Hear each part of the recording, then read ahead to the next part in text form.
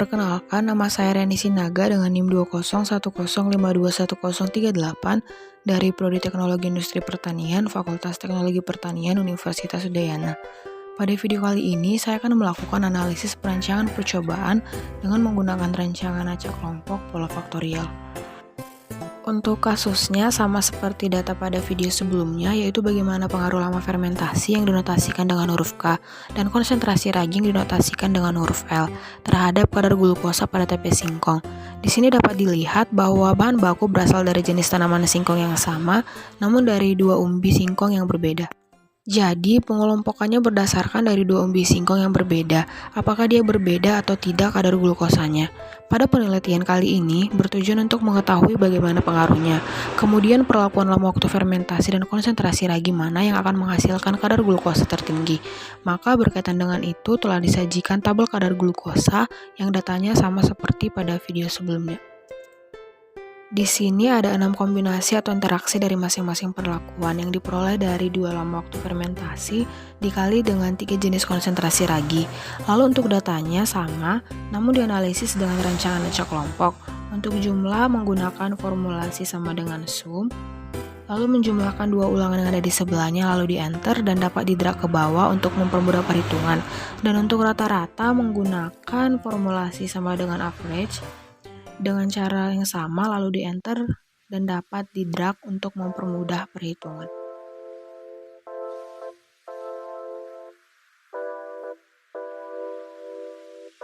Begitu juga untuk jumlah dari masing-masing kelompok juga menggunakan formulasi sama dengan sum.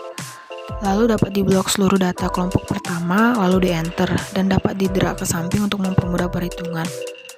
Lalu untuk rata-ratanya juga sama, yaitu menggunakan formulasi average, lalu blok seluruh data, lalu setelah itu dapat di-enter dan dapat di-drag ke samping untuk mempermudah perhitungan. Lalu untuk menentukan rata-rata dari seluruh rata-rata juga menggunakan formulasi sama dengan average dan blok seluruh data rata-rata, lalu di-enter. Lalu kita dapat membuat tabel dua arah seperti ini. Di sini ada K1, K2, L0,5, L1, dan L1,5. Kemudian diisi dengan kombinasi atau interaksi dari masing-masing perlakuan yang terdapat pada tabel kadar glukosa.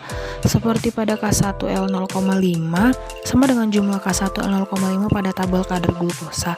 Begitu juga seterusnya sampai seluruh data terisi.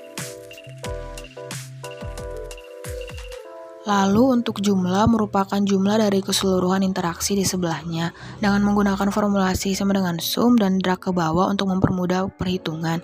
Lalu untuk rata-rata merupakan rata-rata dari nilai L0,5 untuk perlakuan K1. Cara menghitungnya adalah jumlah dari seluruh perlakuan L0,5 dibagi dengan 4, yang dimana 4 diperoleh dari banyaknya taraf K dikali dengan kelompok. Lalu hasilnya adalah 4. Jadi untuk memperoleh rata-ratanya adalah kolom jumlah dibagi dengan 4. Lalu enter dan dapat di-drag ke bawah untuk mempermudah perhitungan dan hasilnya akan menjadi seperti ini. Kemudian hal yang sama juga dilakukan untuk level K1 terhadap seluruh L, yaitu dari L0,5 sampai L1,5 dijumlahkan dengan sum lalu dapat di-drag ke samping untuk mempermudah perhitungan. Dan untuk rata-ratanya dapat dihitung dengan cara membagikan jumlah dari taraf perlakuan K1 terhadap seluruh L dibagi dengan 6, yang dimana 6 didapat dari banyaknya taraf L dikali dengan banyaknya kelompok. Taraf L di sini ada 3 dan kelompoknya ada 2, lalu enter dan dapat di-drag ke samping untuk mempermudah perhitungan. Lalu untuk rata-rata dari seluruh rata-rata dapat dihitung dengan menggunakan formulasi average, lalu blok seluruh data rata-rata lalu di-enter. Hasil rata-rata pada tabel dua arah akan sama dengan hasil rata-rata pada tabel kadar glukosa. Lalu kita dapat menghitung FK atau faktor koreksi berdasarkan total jumlah seluruh data dikuadratkan dan dibagi dengan 12.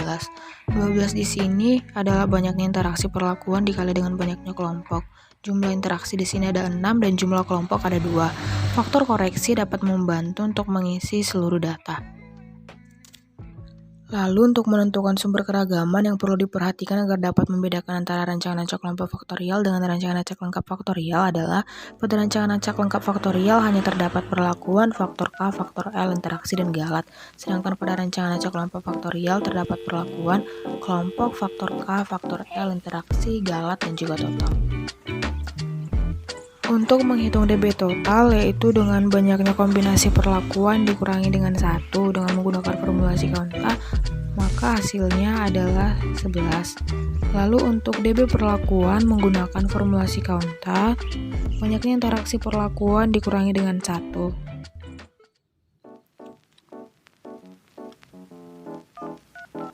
Lalu untuk DB kelompok sama dengan Kaunta, banyaknya ulangan dikurangi dengan 1.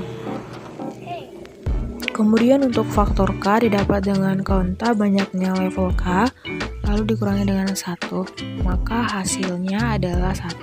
Dan untuk faktor L, yaitu banyaknya faktor L dikurangi dengan 1, maka hasilnya adalah 2. Dan juga untuk interaksi merupakan pengurangan antara DB perlakuan dikurangi DB faktor K dan dikurangi DB faktor L. Lalu untuk galat merupakan pengurangan antara DB total dikurangi DB perlakuan dan dikurangi DB kelompok lalu di enter.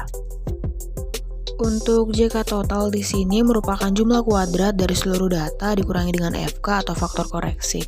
Rumusnya adalah sum SQ dari B8 sampai C13 lalu dikurangi dengan FK atau faktor koreksi lalu dapat di enter.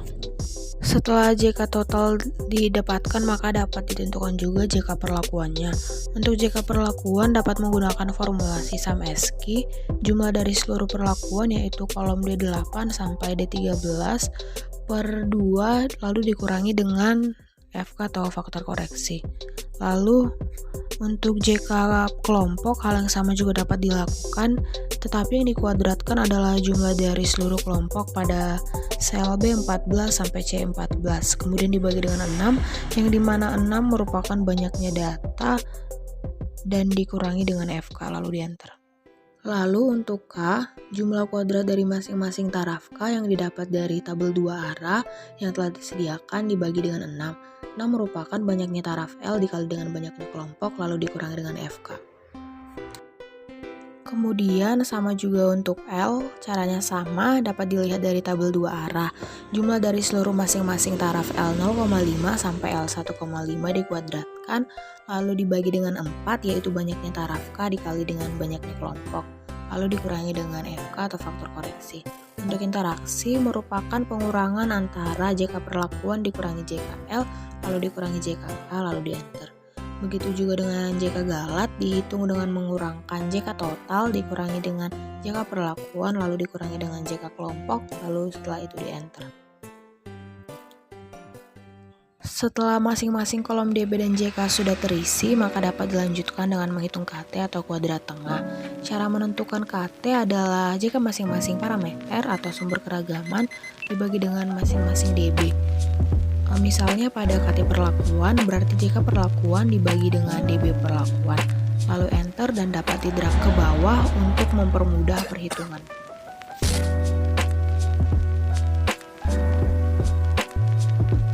Kemudian untuk F hitung merupakan rasio atau perbandingan antara KT dari masing-masing sumber keragaman dengan KT galat. Untuk F hitung dari perlakuan merupakan pembagian dari KT perlakuan dibagi dengan KT galat.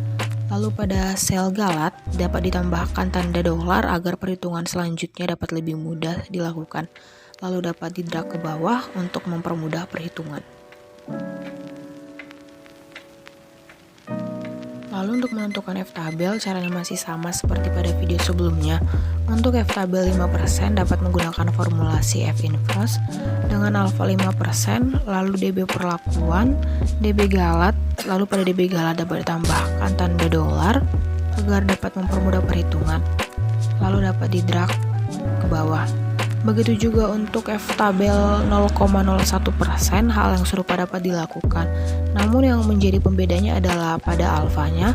Untuk F tabel 0,01% menggunakan alfa 0,01, lalu dapat di enter dan di-drag ke bawah untuk mempermudah perhitungan. Setelah seluruh tabel terisi, maka kita perlu menambahkan notasi untuk melihat apakah perlakuan pada masing-masing taraf berpengaruh nyata atau tidak terhadap variabel yang diukur. Caranya masih sama dengan tutorial pada video sebelumnya, yaitu menggunakan fungsi if.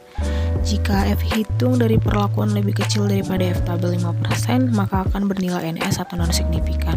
Lalu titik koma, if jika F hitung dari perlakuan lebih kecil daripada F tabel 1%, maka bernilai bintang 1 atau berpengaruh signifikan.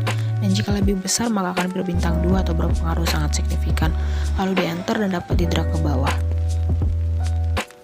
Dari sini dapat dilihat bahwa perlakuan berpengaruh sangat signifikan, yang artinya perlakuan interaksi antara L dengan K berpengaruh sangat signifikan, dan interaksi juga berpengaruh sangat signifikan, sedangkan untuk kelompok non-signifikan. Artinya bahwa bahan baku yang berasal dari jenis umbi singkong yang sama namun dari dua umbi yang berbeda tidak menunjukkan adanya perbedaan kadar glukosa. Dan pertanyaan lebih lanjut adalah, dari perlakuan-perlakuan tersebut, manakah yang menghasilkan interaksi K dengan L yang menghasilkan perlakuan yang terbaik?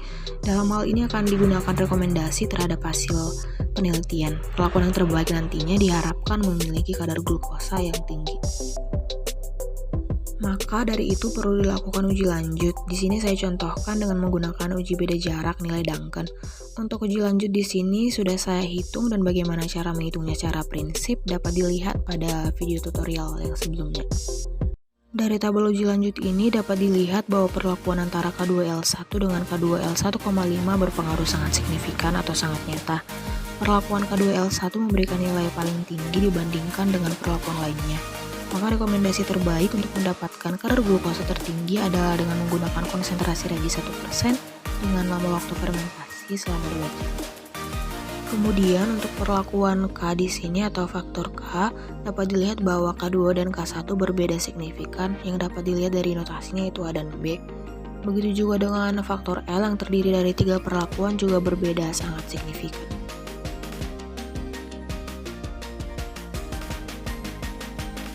Demikianlah salah satu contoh penggunaan Excel untuk mengerjakan rancangan acak kelompok pola faktorial. Semoga bermanfaat, dan saya mohon maaf jika ada kesalahan dalam perbuatan maupun pengucapan. Akhir kata saya ucapkan terima kasih.